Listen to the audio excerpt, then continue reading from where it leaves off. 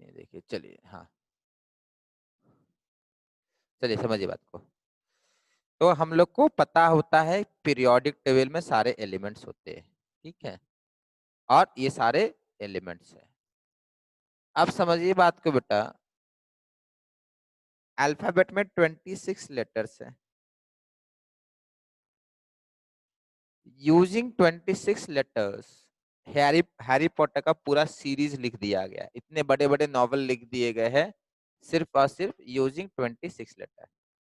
क्या करके? Yes sir. Permutation and combination हम लोग बोलते हैं, ठीक है, मैच, अलग अलग कॉम्बिनेशन बना के वर्ड्स क्रिएट होता है, yes sir. as permutations and combination. Similarly, using 108 different types of atoms, different types of atoms, entire universe has been created. पूरे यूनिवर्स में अप्रोक्सीमेटली 108 है, ठीक है, अप्रोक्स है, ठीक है, ये एग्जैक्ट मत पकड़ लीजिएगा, कहीं कहीं 110 नहीं मिलेगा। सर बाकी 10। बाकी सर बाकी 10 सर, जो 118 होता है सर, वही 108। अरे वही वही तो बोले थे बेटा, अप्रोक्सीमेट में बता रहा हूँ, ठीक है, ओके सर। 110 के आसपास होता है, ठीक है, उससे यूनिवर्स क्रिएट हुआ है। नाउ अब हम लोग को समझना है कि मॉलिक्यूल्स या एलिमेंट या कंपाउंड जो भी आप बोलिए, ए है, and this A and B, these two react to give C, to give C. Now the reaction between A and B produces C. Now ये हम लोगों को पहले मालूम चला और बाद में हम लोग को मालूम चला एटम्स एंड मॉलिक्यूल के बारे में। बात को समझिए, फिर से एक्सप्लेन कर दे रहा हूँ। What is electricity? Electricity is flow of electrons, ये पता था सबको बेटा? Yes what is sir. Yes sir. Yes, sir. So electricity is flow of electrons. Just like river में पानी फ्लो करता है, इलेक्ट्रिसिटी में वायर के थ्रू इलेक्ट्रॉन्स फ्लो करते हैं। बट इलेक्ट्रिसिटी और इलेक्ट्रॉन्स में, electricity was discovered before electrons. Electricity का डेफिनेशन है flow of electrons, but electricity was discovered before electron. Observing electricity actually electron discover किया गया। समझ में आया? उसी तरीके से पहले केमिकल रिएक्शंस पता चला, उसके बाद एटम्स एंड मॉलिक्यूल हम लोग को मालूम की चला। First of all chemical reaction scientist ने ऑब्जर्व किया। केमिकल रिएक्शंस ऑब्जर्व कर करके समझ में आया कि अच्छा, एटम्स होता है, मॉलिक्यूल होता है, फिर एलिमेंट होता है। बड़ा सिंपल सिंपल सा एक्सपेरिमेंट होता था बेटा, इतना कोई हाई फाई एक्सपेरिमेंट नहीं होता था, बट आगे चल के वो बहुत इंपॉर्टेंट काम आया। एटम्स एंड एलिमेंट माइक्रोस्कोप के अंदर नहीं देखा गया था पहले, बिना देखे लोगों ने बोल दिया था कि एटम्स होगा और मॉलिक्यूल्स होगा। जैसे बेटा ब्लैक होल के बारे में किसी ने देखा नहीं था, बट बोल दिया था कि प्रिडिक्शन था कि ब्लैक होल होता है। Now we are observing, scientist are observing black holes, ठीक है। फिर और क्या बनता है बेटा? जब स्टार जो होता है डाई आउट करता है तो क्या बनता है? Sir white dwarf, neutron star.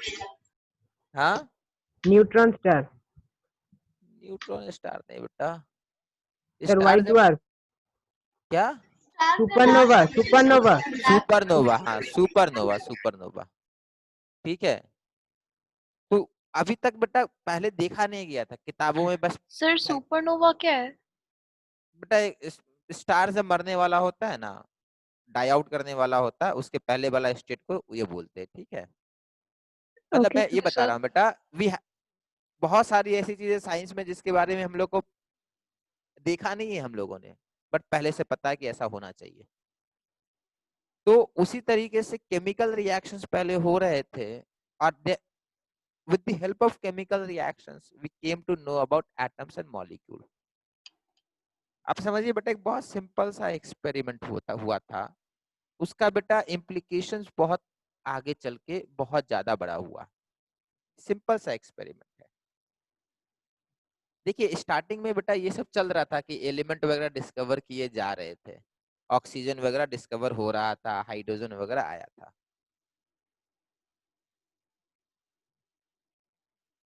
एक साइंटिस्ट ने क्या किया, वाटर लिया।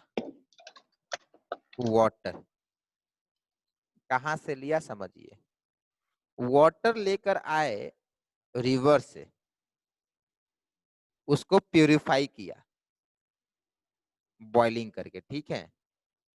सारे वाटर को प्यूरिफाई करेगा, ठीक है, कोई भी वाटर को ऐसे नहीं लेगा। एक लेकर आया वेल से, एक लेकर आए पॉन्ड से, एक लेकर आए लेट से रेन से, रेन वाटर, सबको बॉइलिंग करके प्यूरिफाई किया गया है। बॉइलिंग करके प्यूरिफाई का मतलब होता है बॉइल किया गया, वेपराइज किया गया, और इस वेपर को कलेक्ट किया गया है, ठीक है। बॉइल किया, एक ऐसा कंटेनर होता है, इसमें वाटर डाल दिया जाता है, इसको बॉईल किया जाता है, एवापोरेशन होगा, फिर यहाँ पे कंडेंसेशन करके लिक्विड कलेक्ट होगा, this liquid will be pure, ठीक है। फिर साइंटिस्ट ने क्या किया, सारे सोर्सेस का वाटर का एनालिसिस किया। ये कब की बात है, ये आज की बात नहीं, ये बहुत साल पहले की बात है। तभी लोग पानी भी नहीं, लोगों को लगता था कि अलग अलग वाटर का सोर्सेस होने से वाटर अलग हो जाएगा। Scientists found out that water from river, well, pond and rain, they are exactly identical, and this was known as law of definite composition। समझ रहे, ये लॉ है बेटा, ये लॉ ये है कि water from river, well, pond, rain all are identical. समझ रहे, सुनने में कितना अजीब लग रहा है, ये कोई लॉ हुआ, बट ये लॉ था बेटा। इनफैक्ट दिस लॉ, ये one of the most initial law है, ये बड़ा important law, law of definite composition, ये एक बहुत बड़ा लॉ था,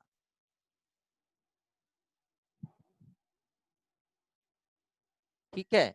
आपके बुक में बेटा ये इस तरीके से मिलेगा, लॉ ऑफ कांस्टेंट प्रोपोर्शन।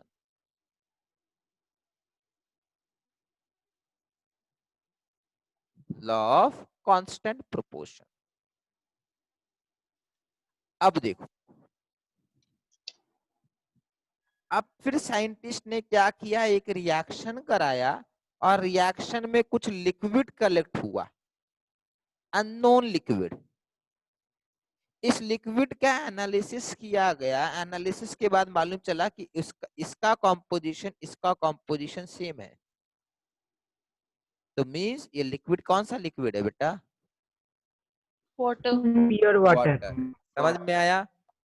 तो इस तरीके से चीजें हो रही थी, ये बहुत पहले की बात है, अप्रोक्सीमेटली 1700 की बात है, औरंगजेब वगैरह जब इंडिया में थे ना बेटा, मैं तब की बात बता रहा हूँ, ठीक है। औरंगजेब तभी बस dead था, मतलब फायर ही चल रहा था, ठीक है। ये आपके वो वास्को डी गामा वगैरह कब आए थे बेटा, वास्को डी गामा 1698 में ना, yes sir. 1498 Vasco D gamma 1498। Sir 1498। 1498 sir वो पहले हो गया बहुत। हाँ हाँ 1498, ठीक है। वो लोग तो जहांगीर वगैरह के समय में ही आ गए थे ना, ठीक है, कोई बात नहीं बेटा, मैं जो बताने की कोशिश कर रहा हूँ आपको, ये 1700 की बात है, उस समय ये एक्सपेरिमेंट चल रहे थे। तो एक बड़ा बेसिक सा लॉ है, लॉ ऑफ कांस्टेंट प्रोपोर्शन या law of definite composition. This simply says that a compound obtained from different sources, a compound, this is not only true for water, this is also true for all other substances, This is also true for all other substances. This law says that a pure compound obtained from any source will have identical composition या same composition. ये एक basic सा law है, तो लिखेंगे बेटा law of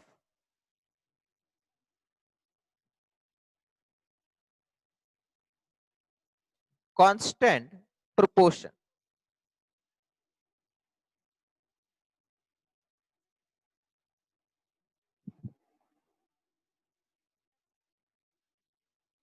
law of constant proportion. अब देखो इसका एक लॉ जो है जो साइंटिस्ट ने खुद से लिखा था, तो साइंटिस्ट का नाम है बेटा प्रूस्ट. इन्होंने लिखा था, ठीक है, इन्होंने दिया था. इनके अकॉर्डिंग बेटा इन्होंने अपनी किताब में लिख के चले गए ना, तो हम लोग पहले वो आगे लिख लेते हैं. In a chemical substance, in a chemical substance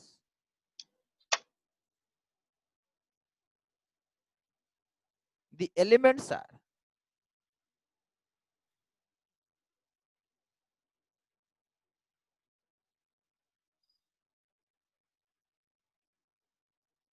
always present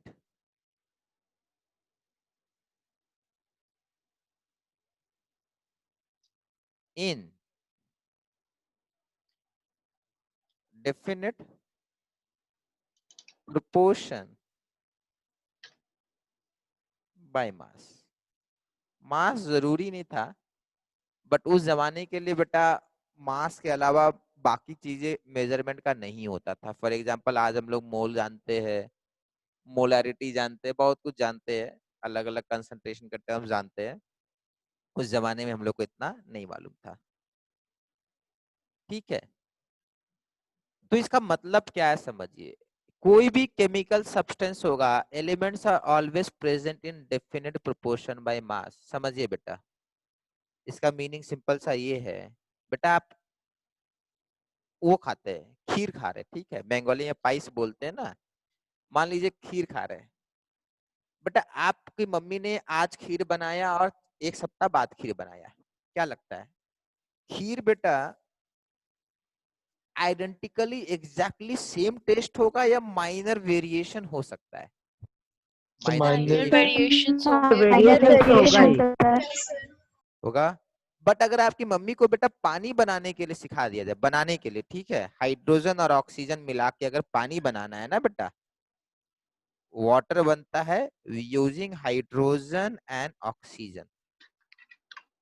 समझिए, तो बनेगा वाटर. बेटा पानी आप बनाइए, आपकी मम्मी बनाएंगे, बनाने की बात कर रहा हूँ, ठीक है, हाइड्रोजन ऑक्सीजन से. तो बेटा कोई भी क्यों ना बनाए पानी, आपका पानी का कंपोजिशन एग्जैक्टली सेम आएगा. मैं जो पानी बनाऊंगा, आप जो पानी बनाएंगे बेटा, आइडेंटिकल कंपोजिशन आएगा. बेटा ये खाना नहीं है कि आपने नमक ज्यादा डाल दिया या कम डाल दिया. बेटा एक्चुअली आप हाइड्रोजन मान लेते 1 kg लेते हैं, ऑक्सीजन आप 5 kg लेते हैं. तो बेटा ऐसा नहीं है कि पानी में बेटा 1 kg और 5 kg हाइड्रोजन और ऑक्सीजन होगा, नहीं. समझिए बात को. बेटा मान लेते हैं खीर बनाने के लिए 1 लीटर आपको मिल्क लेना है, 200 ग्राम, 1 लीटर मिल्क, 200 ग्राम राइस और 100 ग्राम शुगर, ठीक है, ये मिनिमम लेना है. बेटा आप 1 लीटर से बेटा लेट से आप 1 लीटर नहीं है, आपके पास 950 ml है, तो भी आप बना सकते हैं. राइस आपने ज्यादा डाल दिया तो भी बन सकता है, कम डाल दिए तो भी बन सकता है. बेटा पर पानी बनाने के लिए आप कुछ ज्यादा या कम डालेंगे ना बेटा, उससे कोई फर्क नहीं पड़ता, आपके पास जितना है उतना डालिए. तो फिर बेटा क्या होगा, फिर ये होगा कि let's say 1 gram hydrogen requires 8 gram oxygen. ये मैं आपको बता दे रहा हूं, टू मेक 9 ग्राम वाटर. अब आपने बेटा 1 ग्राम की जगह 1 ग्राम लिया और इसको आपने 10 ग्राम कर दिया, तो बेटा 1 gram hydrogen will not react with 10 gram oxygen, 1 gram will react only with 8 ग्राम।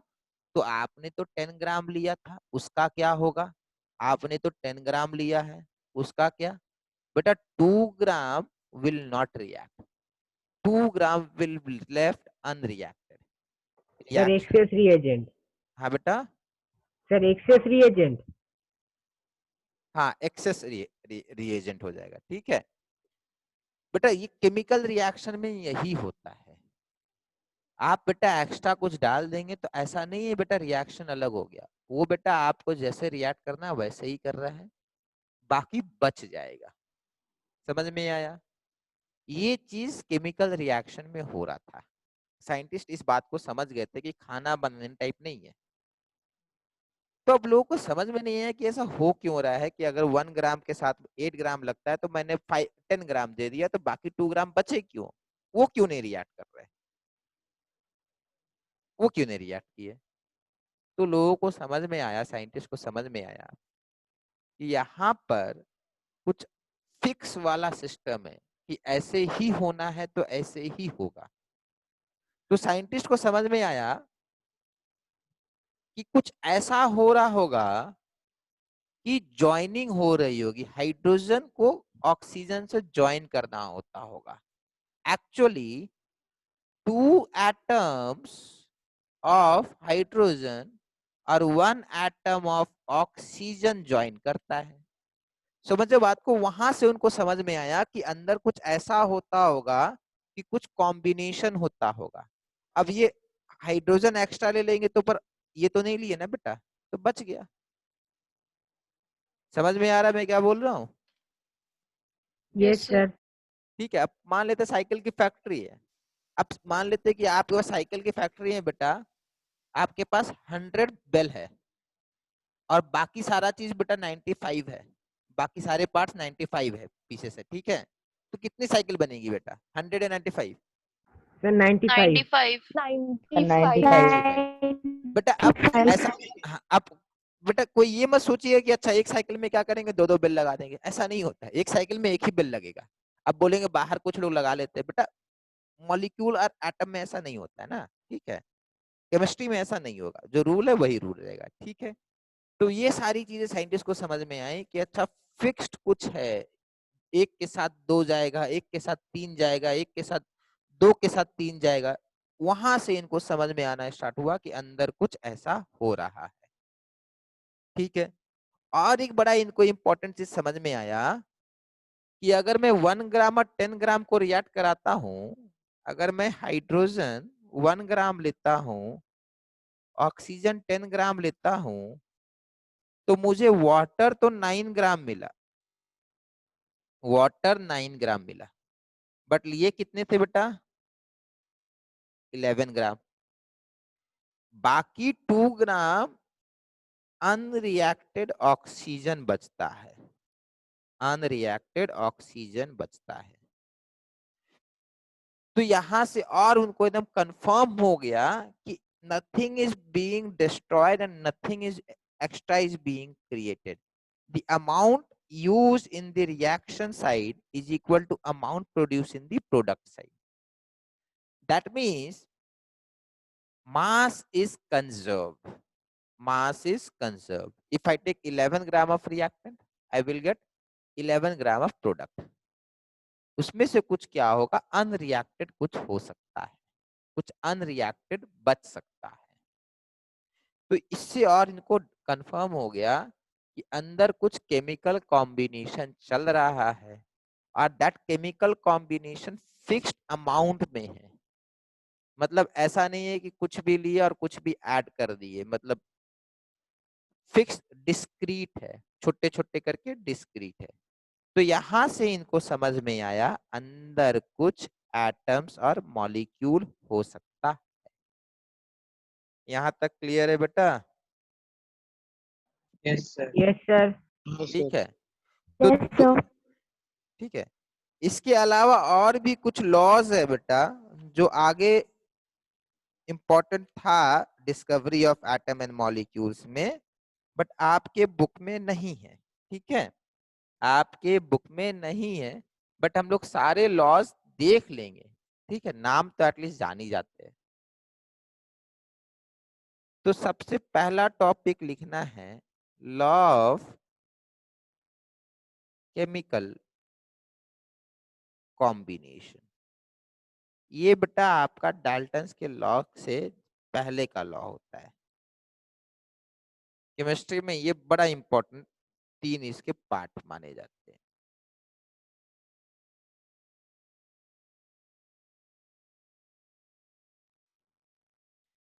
सबसे पहला लॉ,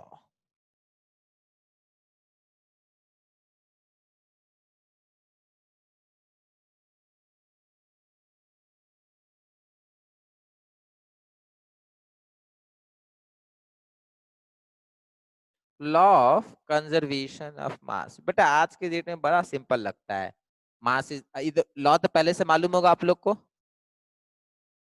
यस सर। हाँ, तो बड़ा सिंपल लगता है ना कि Sir. Nothing is created nothing is destroyed. But बेटा उस जमाने में सोचिए, अकबर को बोला जाता, अकबर के हिसाब से सोचिए, अकबर के अकॉर्डिंग बेटा लॉ ऑफ कंजर्वेशन ऑफ मास उसको बताते, तो उसको अच्छा लगता है। बट हम लोग के लिए तो कुछ अच्छा नहीं लगता ना, ये तो बस सिंपल सा लगता है। बट बेटा उस जमाने में बहुत इंपॉर्टेंट था ये पहला डिस्कवरी होना। फिर आया law of constant proportion.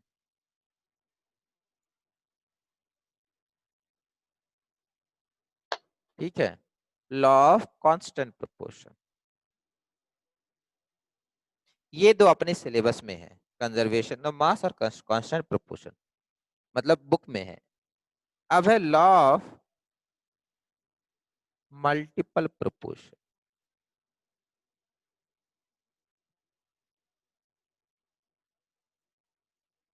Law of multiple proportion, फिर law of reciprocal proportion,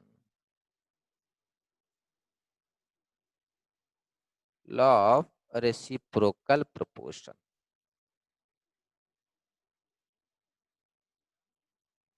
law of conservation of mass, law of constant proportion, law of multiple proportion and law of reciprocal proportion। बेटा ये दोनों law तो बच्चों वाला law है।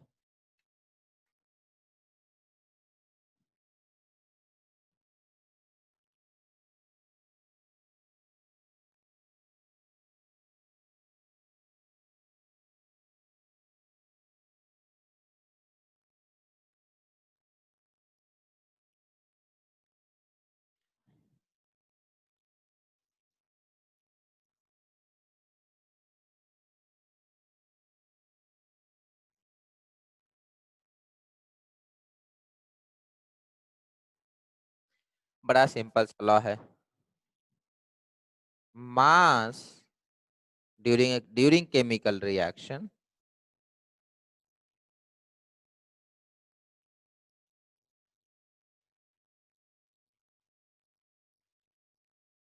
mass is neither created nor destroyed। बेटा आपके बुक में लिखा रहेगा mass is neither created not destroyed. ठीक है, इन केमिकल रिएक्शन। बेटा याद रखिएगा मास कैन बी डिस्ट्रॉयड ड्यूरिंग क्या बेटा? Sir transformation into energy. नहीं पता बेटा, क्या बोले, फिर से बोलिए। सर मास को तो एनर्जी में कॉन्जर्व सर मतलब कन्वर्ट किया जा सकता है सर, इसलिए। हाँ, नहीं तो कैसे बेटा? सर वो जो लाइट के sir E equals to MC square से होता है सर, लाइट के स्पीड के स्क्वायर के जब पास पहुंच जाता है सर, एनर्जी के फॉर्म में होता जाता है। नहीं बेटा, ठीक है आप जो बोल रहे हैं ठीक, आइंस्टीन का इक्वेशन है, बट बेटा मास दो तरह के रिएक्शन है। ठीक है, आगे समझिए बात को, दो मेजरली दो तरह के हैं। एक केमिकल रिएक्शन हम लोग बोलते हैं and second is nuclear reaction. In nuclear reaction, mass is destroyed and energy is created. Nuclear reaction mass destroy हो जाता है, एनर्जी क्रिएट हो जाता है। समझ में आया बेटा? Okay sir. तो मास is not destroyed, not created during chemical reaction, but mass can be destroyed during nuclear reaction। ठीक है, चलिए, तो सिंपल सा लॉ ऑफ कंजर्वेशन ऑफ मास होता है बेटा। ठीक है, इसमें और ज्यादा कुछ है नहीं बताने को। नेक्स्ट, अब वापस से आने वाला, हाँ बेटा, Can be destroyed during chemical reaction बेटा, nuclear but it can be sir destroyed nuclear during, nuclear sir एक बार रिएक्शन फिर पेज दिखाइए थोड़ा। फिर से बोलिए बेटा। सर एक बार फिर पेज दिखाएंगे? इसमें दिखाना पड़ेगा। During chemical reaction, mass is neither created nor destroyed. During chemical reaction, mass is neither हाँ सर created ठीक है। nor destroyed. सर ये केमिकल रिएक्शन और न्यूट्रल रिएक्शन क्या होता है? मतलब न्यूट्रल रिएक्शन क्या होता है? न्यूट्रल नहीं बेटा, nuclear. Sorry sir, nuclear. Nuclear नाम नहीं सुने? ये सर बहुत बार सुने हैं। न्यूक्लियर रिएक्शन सर बेटा मास, यूरेनियम को लेके जो करते nuclear हैं। bombs हाँ इसीलिए न्यूक्लियर बॉम्ब में बेटा सर इतना फिशन और फ्यूशन से। हाँ न्यूक्लियर रिएक्शन में यही इसीलिए प्रॉब्लम होता है ना, बट इतना इतना एनर्जी आता है ना बेटा, बिकॉज मास डिस्ट्रॉय हो गया है। ठीक है, because mass has been destroyed, okay energy has sir. Created, तभी तो इतना पावरफुल होता है। चलिए अब समझिए, तो एक तो लॉ था अपना law of chemical combination, law of conservation of mass, second था law of constant proportion. Law of constant proportion दोबारा लिख लेंगे एक बार, वो तो मैं तभी एक्सप्लेन कर रहा था आपको, कॉन्सेप्ट समझा रहा था। लॉ ऑफ कांस्टेंट प्रोपोर्शन,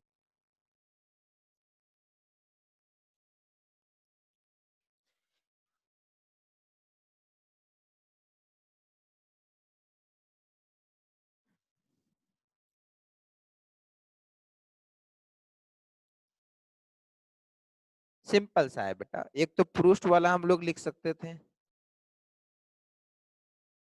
एक तो उन्होंने जो लिखाया था, क्या लिखाया था बेटा? chemical substance, in chemical substances the elements are always present in definite proportion by mass. In a chemical substance,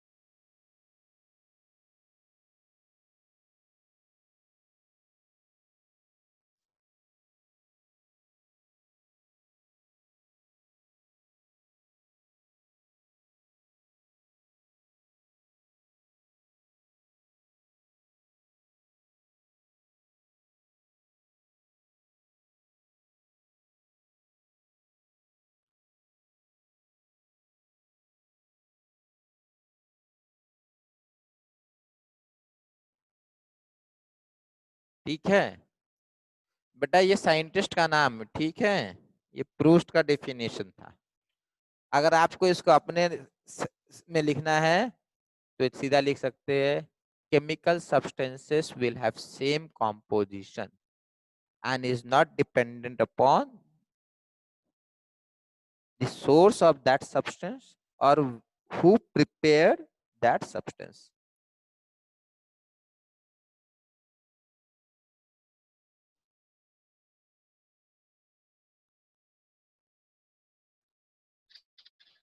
sir, फिर बता से देते हैं, repeat करिए statement। compounds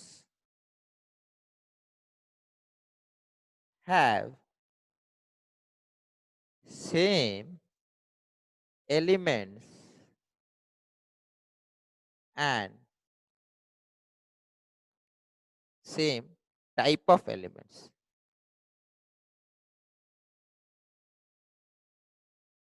कंपाउंड कंपाउंड होगा, ठीक है, compound compound have same type of elements and same proportion, same type of element in same proportion, sorry beta, in same proportion,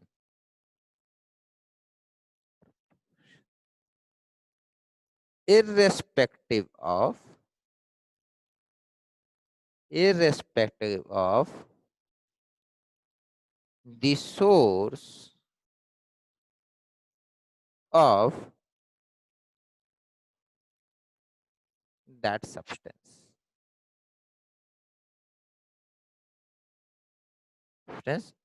or, substance or method of its preparation.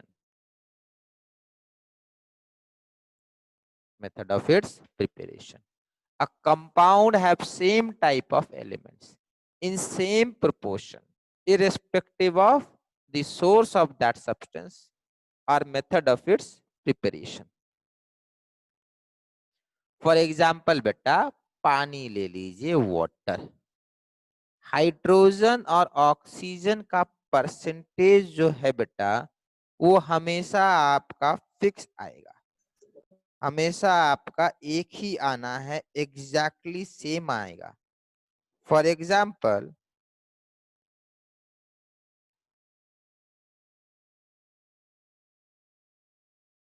11.11% hydrogen होता है,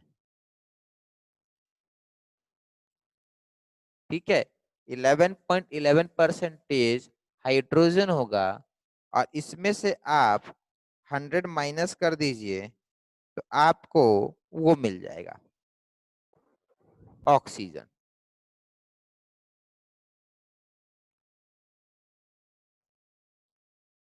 ठीक है. अब पानी कहीं से भी लेकर आइए, एक्वाफिना का हो, बिस्लरी का हो, रेल नीर हो, और क्या होता है बेटा, किनली हो, और क्या होगा, पानी कहीं से भी लेकर आइए बेटा, परसेंटेज तो यही रहने वाला, हाइड्रोजन और ऑक्सीजन का, प्योर वाटर अगर हुआ तो. समझ में आया बेटा, इसमें किसी को डाउट? सर डिस्टिल्ड वाटर था ना? इरेस्पेक्टिव ऑफ दी के बाद क्या लिखा है? Irrespective of the source of that substance, source कहाँ से आया वो, सोर्स है. हाँ सोर्स है बेटा, मतलब रिवर से लेकर आए, लेक से लेकर आए, पॉन्ड से लेकर आए, कहाँ से लेकर पानी आया वो. ठीक है.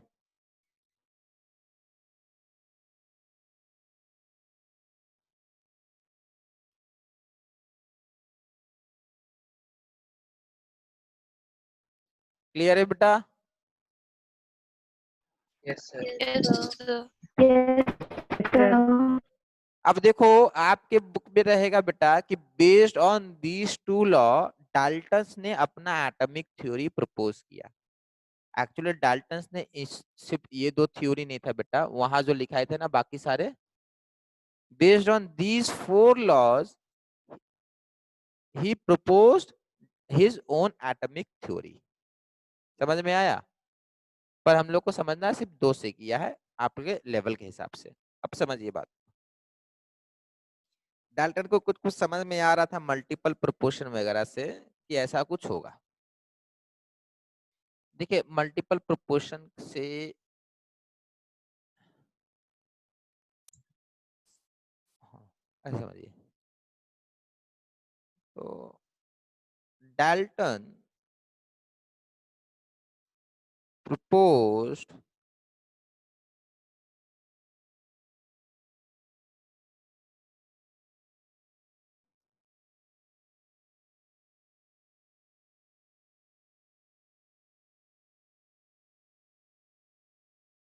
theory based upon laws of chemical combination. Dalton's proposed his atomic theory based upon laws of chemical combination.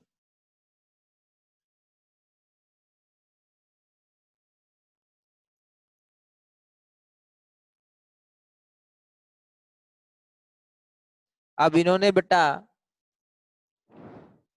क्या क्या प्रपोज किया समझिए।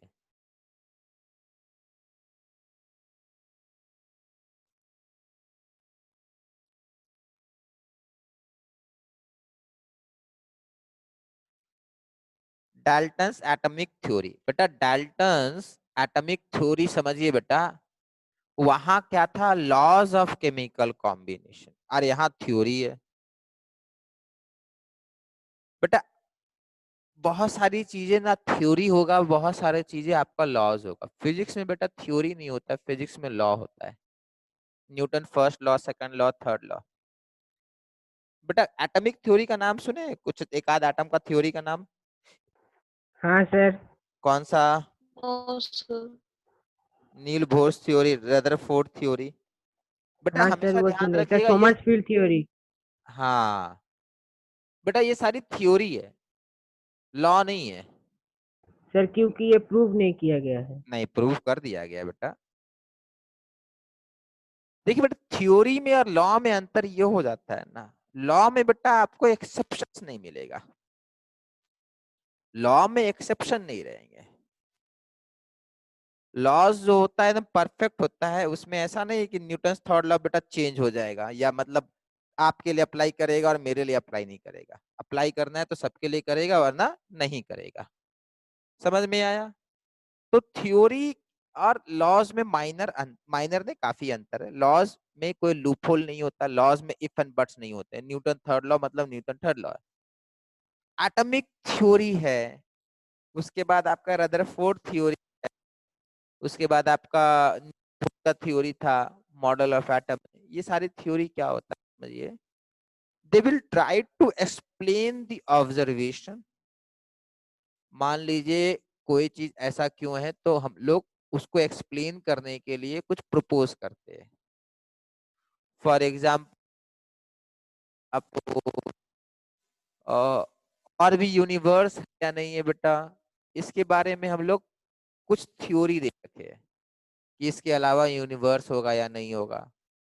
फिर हम लोग ऑब्जर्वेशन करते हैं, फिर एक्सप्लेन करते हैं। पहले आपका बेटा ऑब्जर्वेशन होगा, based on the observation we will try to explain things using theory. Theory will try to explain the phenomenon being observed। Laws क्या करेगा, लॉस बता देगा ऐसा है तो वैसा होगा और हर बार होगा। There will not be any exception. Laws में कोई एक्सेप्शन होते, थ्योरी में एक्सेप्शंस आएंगे। केमिस्ट्री में मैक्सिमम चीजें थ्योरी है, 95%, 95% भी नहीं बेटा, 98% थ्योरी है, ओनली 2% लॉ है। थिंग्स इन केमिस्ट्री या 98%, 2% लॉ है। तो chemistry is another name of exception. ठीक है, तो डाल्टन एटॉमिक थ्योरी क्या बोलते हैं अपने एटॉमिक थ्योरी में? ठीक है, सबसे पहले हम लोग को ये समझना है कि डाल्टन ने एक बात चीज बताई कि एवरी सब्सटेंस, ऑल सब्सटेंस, लिखेंगे ऑल सब्सटेंस और matter is made up of, ध्यान से सुनिएगा बेटा, उन्होंने ये बोला है all matter is made up of very tiny particles of very tiny particles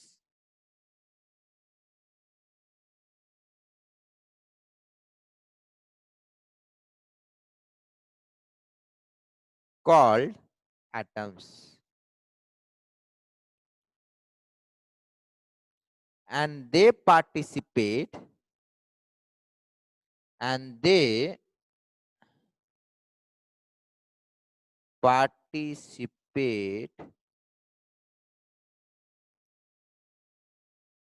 in chemical reaction.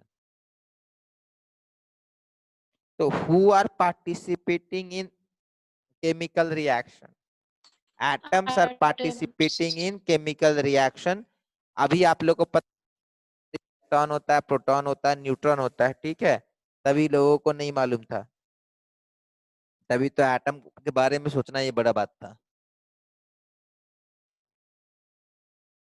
Next बोला गया केमिकल रिएक्शन के समय बेटा ये दोनों कंबाइन करते हैं, समझे बात को। केमिकल रिएक्शन होना है बेटा, तो केमिकल रिएक्शन के समय लेट्स से आपके पास ये सब है, ये है, ठीक है, एक ये वाला मॉलिक्यूल है और एक ये वाला मॉलिक्यूल है, तो केमिकल रिएक्शन के समय ऐसा कुछ हो सकता है, ये बन गया। तो केमिकल रिएक्शन के समय इसको नहीं, इसको हाफ नहीं करना है, ये रेड वाला बॉल जो है, रेड वाला बॉल को आप ब्रेक नहीं कर सकते हो, व्हाइट वाले बॉल को ब्रेक नहीं कर, दोनों अलग हो सकते हैं, फिर किसी और से ज्वाइन कर सकते हैं।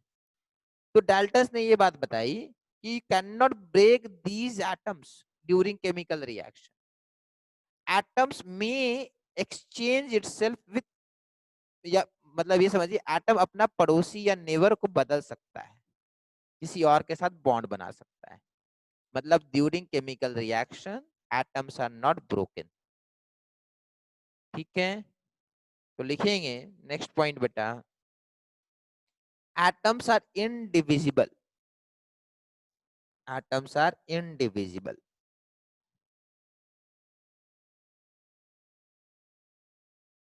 इनडिविजिबल, समझिए बात को। यहाँ पे बेटा इनडिविजिबल पार्टिकल्स से इनका मतलब कुछ और था, atoms are indivisible particles and can not be created or destroyed during chemical reaction.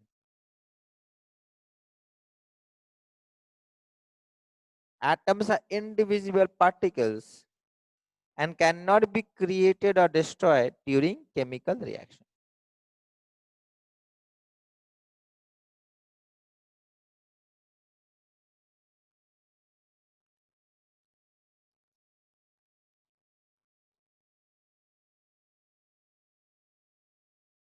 ठीक है, नेक्स्ट। किसी को भूख तो नहीं लगा ना बेटा? No, ठीक है, sir. हाँ, नेक्स्ट। नेक्स्ट पॉइंट है बेटा, atoms of given elements, atoms of given element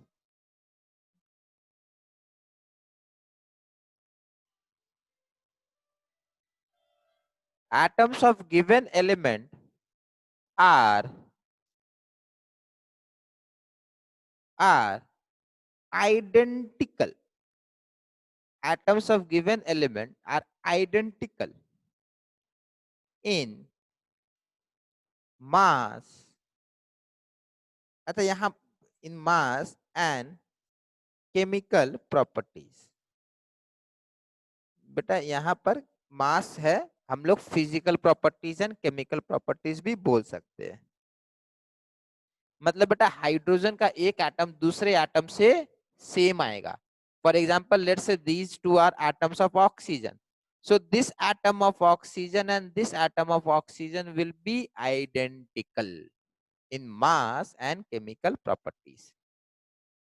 बाद में देखेंगे ये मास वाला थोड़ा वेरी करेगा, मास वाला बाद में चेंज कर जाएगा, ठीक है। फिर बेटा अगर डिफरेंट एलिमेंट है, डिफरेंट एलिमेंट है, मान लेते ये और ये, तो उनका कहना ये है कि इसका मास अलग होना चाहिए और इसका प्रॉपर्टी अलग होना चाहिए, समझे। तो atoms of different element will have different mass and chemical properties। Sir ये भी कभी कभी गलत होता है। हाँ, ये भी एक्सेप्शन होगा, ठीक है। Sir, if they have equal mass but different chemical properties, then आएंगे बेटा, बोल तो रहे ना, थ्योरी है ना बेटा। एक्सेप्शन आएगा बेटा। Okay, sir.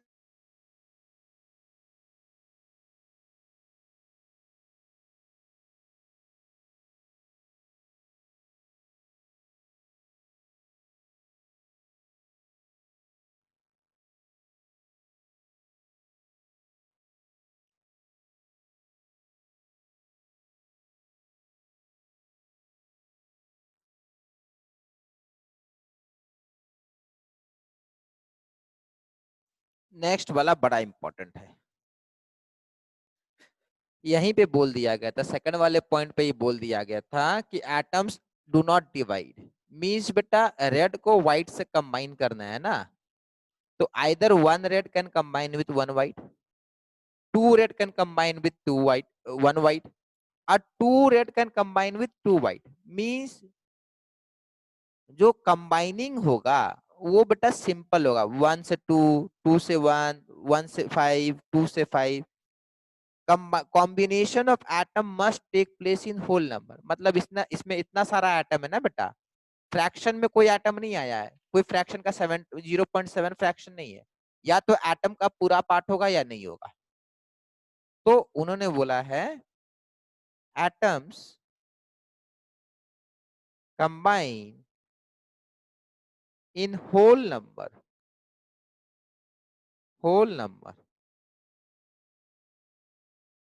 To form compounds. समझे बात को? In whole number to form compound. Next line में ये वो वाली बात बोलेंगे जो हम लोग को डेफिनेट प्रोपोर्शन से बोला गया था। डेफिनेट प्रोपोर्शन में क्या बोला गया था? पानी का केमिकल कॉम्पोजिशन सेम है, तो पानी में हाइड्रोजन होगा, ऑक्सीजन होगा। पानी कहीं से भी खरीद कर ले आइए, हाइड्रोजन और ऑक्सीजन होगा। So in all water there are hydrogen and oxygen and their mass is also fixed. तो वही चीज बोलेगा, type and relative percentage, type and relative proportion of different atoms are same in a given compound। ठीक है, type and relative proportion of atoms are same in a given compound. कोई भी compound के बारे में आपको बता दूं, उसमें बेटा हर बार टाइप वही आना चाहिए, type of atoms. For example आप समझिए, सल्फ्यूरिक एसिड में हाइड्रोजन होता है, सल्फर होता है, ऑक्सीजन होता है।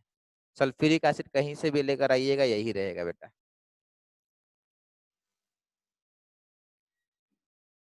और उसी परसेंटेज में होगा।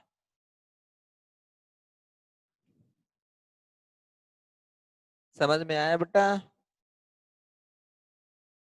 Yes sir. Yes, sir.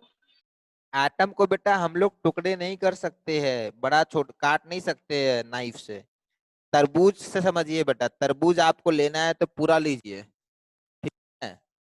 तरबूज काट के भले ही मार्केट में मिल जाता है, पर ऐसे समझिए कि आपको कट काट के नहीं मिल सकता है। समझ में आया? तो क्लियर है? हाँ सर। ठीक है बेटा। एटम्स में तो प्रोटॉन न्यूट्रॉन इलेक्ट्रॉन अलग होता बट बेटा बात को समझिए, आप मार्केट में तरबूज खरीदने जाएंगे तो तरबूज मिलेगा, हाँ या ना? But Yes, sir. एप्पल खरीदने जाएंगे तो एप्पल मिलेगा। Yes, आपको sir. दुकानदार बोलेगा एप्पल को मैं डिवाइड नहीं कर सकता हूँ, आप बोलेगा डिवाइड तो होता है, चाकू से काटो डिवाइड हो जाएगा। वो बोलेगा मैं नहीं करूंगा। बेटा डिवाइड हो सकता है, बट काट के बेटा वो एग्जिस्ट नहीं करता। एटम से आप इलेक्ट्रॉन हटा दीजिए और एटम हटा दीजिएगा, तो हम लोग बोलते हैं they do not have independent existence. मतलब वो अकेले आप सिर्फ इलेक्ट्रॉन मांगिएगा तो आपको इलेक्ट्रॉन सिर्फ नहीं मिलेगा, आपको पूरा एटम लेना होगा। कहने का मतलब ये है, आप उसके बाद उसको कुछ भी कीजिए, काट कर खाइए, कैसे भी कीजिए, वो अलग है। But during a chemical reaction entire watermelon will react. समझ में आया? Yes, sir. ठीक यस है, सर। ठीक है, ओके। चलिए बेटा, ठीक है, फिर नेक्स्ट क्लास में हम लोग यहीं से कंटिन्यू करेंगे, ठीक है? Okay, sir. ठीक है, ये ओके थ्योरी सर। हो गया नेक्स्ट बेटा, आप जो क्लास भी में स्टार्ट तो हम होगा। लोग का एग्जाम चलता रहेगा। नेक्स्ट क्लास में कब है बेटा आपका? नेक्स्ट तो नेक्स्ट थर्सडे होगा। क्यों? नेक्स्ट से नेक्स्ट थर्सडे क्यों होगा बेटा? सर नेक्स्ट थर्सडे हाँ, नेक्स्ट हाँ, वीक तो हाँ, एग्जाम चलता रहेगा हम लोग का। हाँ बेटा, तो ऑनलाइन एमसीक्यू एग्जाम होता ही क्या है बेटा, आप बता रहे एग्जाम चल रहा है। ठीक है, कोई डाउट होगा बेटा इस चैप्टर में, जिनका एग्जाम है वो पहले पूछ सकते हैं बेटा, बता देंगे, ठीक है? ठीक है बेटा, ओके ओके ओके बेटा। Thank you so much. Good night sir. Thank you.